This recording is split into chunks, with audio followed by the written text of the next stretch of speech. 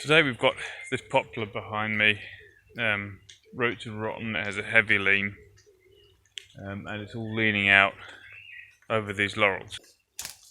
A big rock cavity there. Those roots up there are cut, those roots are cut, those roots are rotten, and I think I should probably clear those laurels first. The majority of the crown's over that way. I can actually bring it down without it getting stuck in anything. The first task was to enlarge the drop zone by felling the laurels under the lean. The best decision I made was to buy a petrol winch that proved to be a game changer, even if I did have to drive to London to pick it up in time. So imagine that's the rigging point up there, and there'll be a branch tied to this end that's coming down. Yeah, so you'll tighten it off by just pulling that as tight as you can. Okay. You'll probably try and make it to up the tree because it wants to be annoying. And you've got half rat, one rat, and really you probably won't want any more friction than that. In spite of the rot and the cut roots, the tree felt very sturdy, which surprised me and made the job a lot easier. I anticipated that the lean would make chogging the trunk difficult, so I arranged for a cherry picker on the last day, and I figured it would be safer. Most of the crown would be free fall except the section growing towards the neighbour's house that would be rigged to protect their greenhouse.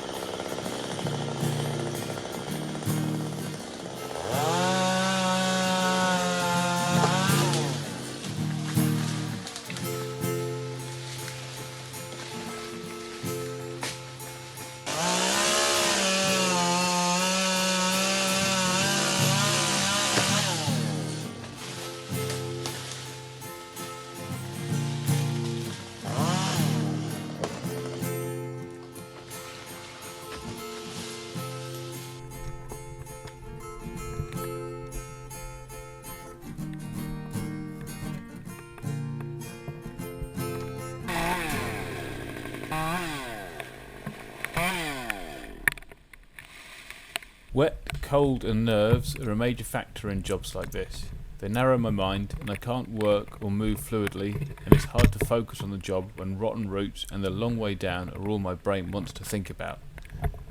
Everything looks very easy from the ground, where big sticks look like small sticks and you're chatting to your mate with a coffee in hand.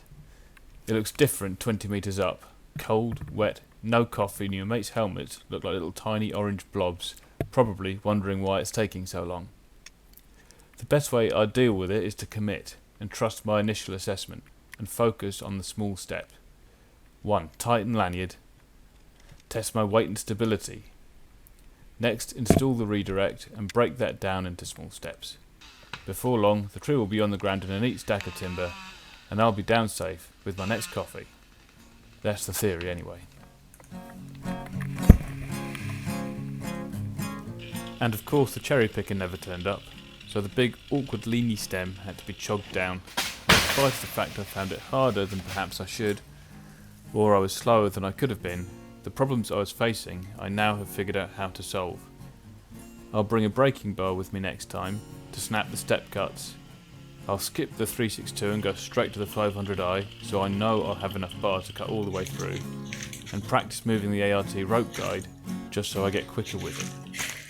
With tree work I'm always challenged, always learning, and there's always a chance to push my boundaries. And so long as the work keeps coming in, I've always got an excuse to buy new toys.